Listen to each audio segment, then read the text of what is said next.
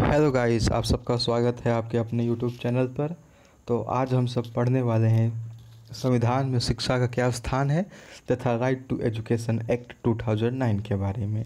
जैसा कि हम सब जानते हैं कि हमारे मूल संविधान में शिक्षा को जो था राज्य सूची में रखा गया था, परंतु राज्य सूची में रखने से एक ऐसी स्थिति बनती थी जिसमें शिक्षा से संबंधित जितने भी नियम एवं कानून होंगे वो सिर्फ राज्य सरकारें ही बना सकती थी।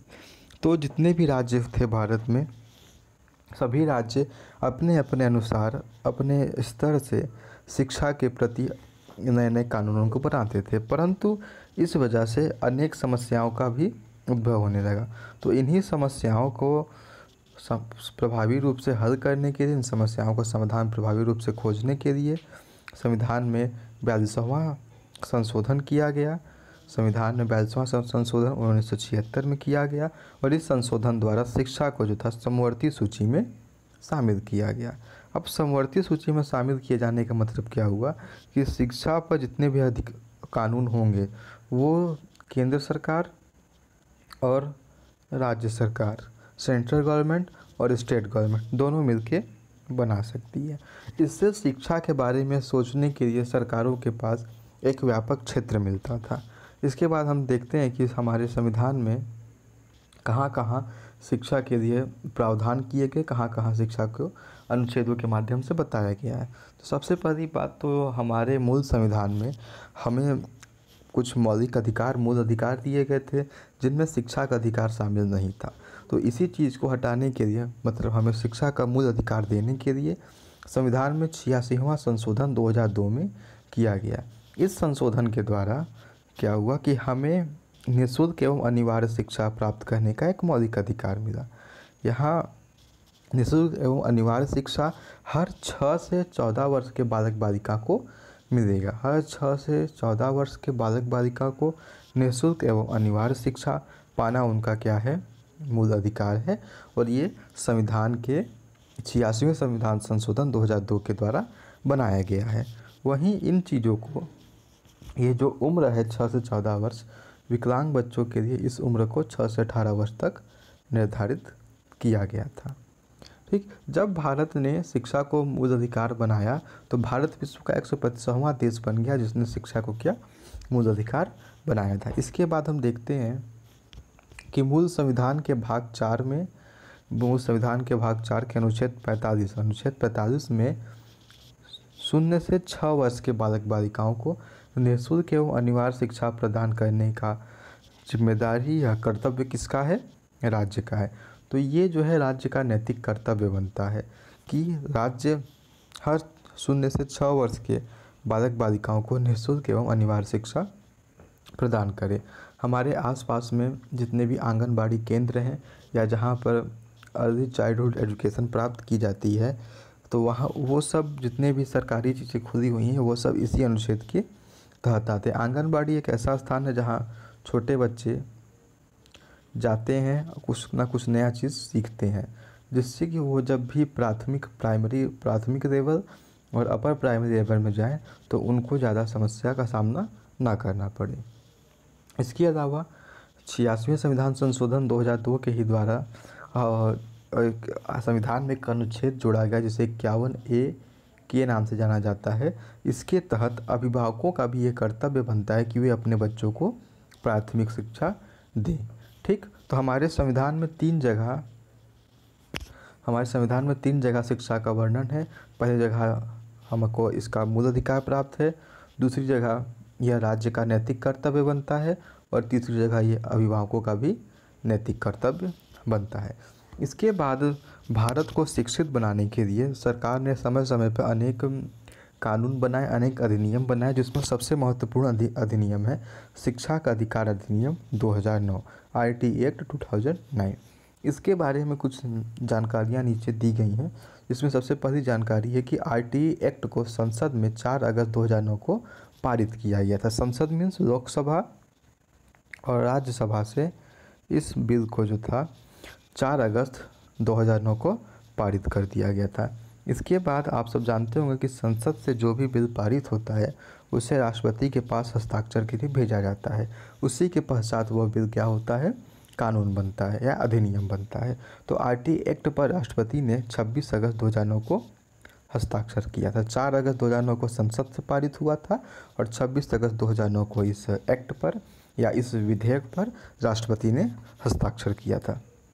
उसके बाद जब सभी कानूनी कार्यवाही पूरी हो गई तो 1 अप्रैल 2010 को आरटी एक्ट को पूरे भारत में लागू कर दिया गया। सिर्फ एक राज्य था जिसे जम्मू एंड कश्मीर नाम से जाना जाता है, उस राज्य में आरटी एक्ट को लागू नहीं किया जा सका था, परंतु वर्तमान समय में आरटी एक्ट 2009 जो है भारत के सभी राज्यों में लागू हो चुका है, इंक्लूडिंग जम्मू एंड कश्मीर।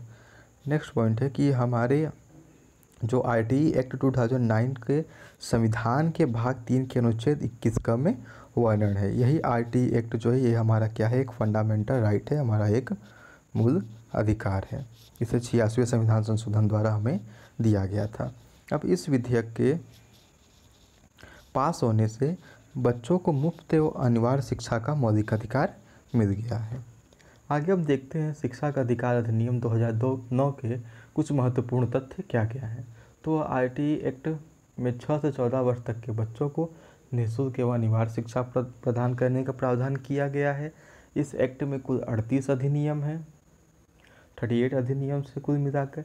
अब जैसे कि आरटी एक्ट के द्वारा कोई गाइडलाइंस दी गई, उसका पालन कोई भी विद्यालय, कोई अध्यापक नहीं करता है, तो उसके तहत शिकायतों का जो समाधान होता है वो NCPCR नामक संस्था हल करती है। इसका फुल फॉर्म अभी नीचे दिया हुआ है। और आरटी एक्ट के तहत सभी प्रकार के शारीरिक और मानसिक क्षति को प्रतिबंधित किया जाता है। इसका मतलब अध्यापक किसी भी छात्र छात्रा को ना किसी भी प्रकार का शारीरिक दंड दे सकता है, मारपीट नहीं सकता है, ना ही उसे मानसिक क्षति अर्थात डांट सकता है किसी भी कारण से। इसके अलावा हम यहाँ देख सकते हैं कि ऐसे बच्चे जो अपने घर से पहली बार पढ़ने को विद्यालय जाते हैं, ऐसे बच्चे जो अपने घर से पहली बार विद्यालय, उन्हें EWS या असंगठित बालक कहा जाता है। तो ऐसे बालकों को निजी विद्यालय में, ध्यान दीजिएगा सरकारी नहीं, निजी विद्यालयों में 25% आरक्षण देने का भी प्रावधान इस आरटीई एक्ट में किया गया था। इसके अलावा आरटी एक्ट में निजी स्कूलों में 6 से 14 साल तक के बच्चों के लिए 25% बच्चे मीन्स 6 से 14 वर्ष के गरीब बच्चे, कितने परसेंट, 25% गरीब बच्चों को मुफ्त पढ़ाने होंगे। इन बच्चों से फ़ीस वसूलना बहुत प्रतिबंधित है। अगर फिर भी इन बच्चों से निजी स्कूल फ़ीस वसूलते हैं तो उन्हें उस फीस का 10 गुना जुर्माना भरना पड़ेगा, और यह शर्त नहीं मानने पर उस विद्यालय की मान्यता भी रद्द हो सकती है। और मान्यता रद्द होने पर भी अगर वो विद्यालय चलता रहता है तो उसे 1 लाख रुपया जुर्माना भरना पड़ेगा। इसके बावजूद अगर वह विद्यालय नहीं सुधरता है तो उसे रोज़ाना 10,000 रुपये का जुर्माना देना पड़ेगा सरकार को। Okay, move to next point. हम देख सकते हैं कि इस विधेयक होने के पीछे कुल मिलाकर 10 लक्ष्य थे, 10 इम्पोर्टेंट एम्स थे कि इस बिल के आने से, इस विधेयक के आने से 10 लक्ष्यों की पूर्ति की जा सकती है। उनमें से कुछ लक्ष्य ये थे कि इसमें मुफ्त और अनिवार्य शिक्षा उपलब्ध कराना सबसे महत्वपूर्ण लक्ष्य यही था, और यह मुहैया कराने का दायित्व किसका होगा, राज्य सरकार का होगा। स्कूल का जो पाठ्यक्रम होगा, मीन्स जो सिलेबस होगा, जो करिकुलम होगा, वो संविधान के दिशा निर्देशों के अनुरूप होना चाहिए। अर्थात जो भी स्कूल में पढ़ाया जाएगा, जो भी उनका सिलेबस होगा, जो भी उनका करिकुलम होगा, इसमें कोई भी ऐसी चीज़ ना हो जो संविधान की मूल भावना के खिलाफ हो। जो दिशा निर्देश संविधान द्वारा दिए गए हैं उन्हें दिशा निर्देशों का पालन करके ही आरटी एक्ट के द्वारा स्कूल के पाठ्यक्रम निर्धारित होंगे। इसके बाद जो बच्चे पढ़ते हैं उन्हें पर सामाजिक जिम्मेदारी पर केंद्र, मतलब कि जो विद्यार्थी आज पढ़ रहे वही कह जाए कि भारत के नागरिक बनेंगे, तो उन्हें एक जिम्मेदार नागरिक बनाने की भी बात आरटी एक्ट 2009 में की गई है। इसके अलावा जो एडमिशन प्रक्रिया में लाल फीताशाही होती है, मीन्स VIP कल्चर जो होता है, उसको भी कम करना आरटी एक्ट का एक अहम लक्ष्य बनाया गया है। इसके अलावा हम सब जानते हैं कि अनेकों निजी स्कूलों में जब बच्चों के प्रवेश के समय कैपिटेशन फीस, जिसे हम डोनेशन भी कहते हैं, उसकी मांग की जाती है, और बच्चों और माता पिता के इंटरव्यू या उनके एडमिशन टेस्ट जैसी प्रक्रिया से गुजरना पड़ता है। तो एडमिशन की इस प्रक्रिया को बदलने का वादा भी इस विधेयक में किया गया है। बच्चों की स्क्रीनिंग, उनका टेस्ट करना, एग्ज़ाम लेना, अभिभावकों की परीक्षा लेने में 25,000 का जुर्माना, दोहराने में 50,000 का जुर्माना का निर्धारण किया गया है। ये सब इस एक्ट की बातें थी, पर ये अभी तक जो है लागू पूरी तरीके से नहीं हो सकी है। इसको लागू करने के हमारे पास संसाधनों की अभी तक कमी है। उसके अलावा इस एक्ट से विद्यार्थियों को क्या फ़ायदा होगा? सबसे बड़ी चीज़ जो है, इस एक्ट के द्वारा एक शून्य अवरोधन नीति लागू की गई। इसके अकॉर्डिंग कि 1 से 8 क्लास तक के किसी भी बच्चे को जो है फेल नहीं किया जाएगा। 1 से 8 क्लास तक के किसी भी बच्चे को फेल नहीं किया जाएगा, ना ही उसे विद्यालय से निकाला जाएगा। इस नीति का उद्देश्य एकमात्र था कि जो विद्यालय में पॉजिटिविटी बनी रही, सकारात्मकता का प्रसार होता रहे। उसके बाद विद्यालयों में बच्चों की प्रवेश प्रक्रिया कैसी होनी चाहिए? ऐसा नहीं है कि कोई भी माता पिता, कोई भी अभिभावक आते हैं और अपने बच्चे को कह दे कि मुझे अपने बच्चे को इस कक्षा में डालना है। नहीं, इसके RTE एक्ट 2009 में प्रवेश प्रक्रिया को भी विस्तार से बताया गया है। प्रवेश प्रक्रिया RTE एक्ट 2009 के अकॉर्डिंग ये है कि जो भी बच्चे की वर्तमान उम्र होगी उसमें से 5 घटा दिया जाएगा। उससे जो भी नंबर बन के आएगा वही बच्चे की क्लास होगी। जैसे अगर कोई बच्चा 8 वर्ष का है तो इसमें से हमें कितना घटाना होगा? नंबर 5 घटा देंगे, तो जो नंबर बन के आएगा वो नंबर है 3। यही उस बच्चे की क्या होगी? क्लास होगी। उसी बच्चे को मतलब तीसरी कक्षा में दाखिला दिया जाएगा। ओके। बाय चांस ऐसा भी हो सकता है कि जो बच्चा जो पढ़ने आया है उसकी जो मानसिक शक्ति है, मतलब यथार्थ बालक जो है पढ़ाई में कमज़ोर है, वो तीसरी कक्षा के लायक नहीं है, वो पहली या दूसरी के लायक है। तो ऐसा नहीं है कि उसे हम पहली या दूसरी में उसका दाखिला कर देंगे। उसे तीसरी कक्षा तक समर्थ बनाने के लिए अलग से विशेष कक्षाएं भी उसे वहाँ के अध्यापकों द्वारा प्रदान की जाएगी। अब यहाँ बात आती है कि बालक का उम्र किस आधार पर निर्धारित किया जाएगा। तो उम्र को निर्धारित करने के लिए आंगनवाड़ी रजिस्टर, अस्पताल रजिस्टर, जन्म प्रमाण पत्र, अभिभावकों द्वारा एफिडेविट उपलब्ध कराकर बच्चों की उम्र साबित की जा सकती है। ये 1, 2, 3, 4 माध्यम है जिसके द्वारा जो अभिभावक हैं अपने बच्चों की उम्र को विद्यालय में साबित कर सकते हैं। अब यहाँ बात आती है कि बच्चों के घर से विद्यालय कितनी दूरी पे होना चाहिए। तो प्राथमिक विद्यालय के छात्र के घर से 1 किलोमीटर दूर तथा उच्च प्राथमिक विद्यालय छात्र के घर से 3 किलोमीटर दूर एक स्कूल होना चाहिए। ये RTE एक्ट 2009 का एक महत्वपूर्ण तथ्य है और इस व्यवस्था का प्रबंध कराना सरकार की जिम्मेदारी होगी, इस एक्ट में कहा गया। फिर समझ लीजिए जो प्राइमरी लेवल का जो प्राथमिक विद्यार्थी होगा उसके घर से 1 किलोमीटर, और जो उच्च प्राथमिक या अपर प्राइमरी का होगा उसके घर से 3 किलोमीटर दूर स्कूल होना चाहिए। और जिस जगह पर ऐसी व्यवस्था ना हो उस व्यवस्था का प्रबंध कराना सरकार की जिम्मेदारी होगी, ऐसा इस एक्ट में कहा गया है। इसके बाद हम देख सकते हैं कि छात्रों का मूल्यांकन CCE सतत एवं विकास मूल्यांकन पद्धति द्वारा होगा। ये भी एक टॉपिक है, इसे हम आगे डिस्कस करेंगे विस्तार से। और सभी विद्यालय कैसे समावेशी होने चाहिए। समावेशी मीन्स उस विद्यालय में सभी प्रकार के छात्र जो नॉर्मल हो या जो किसी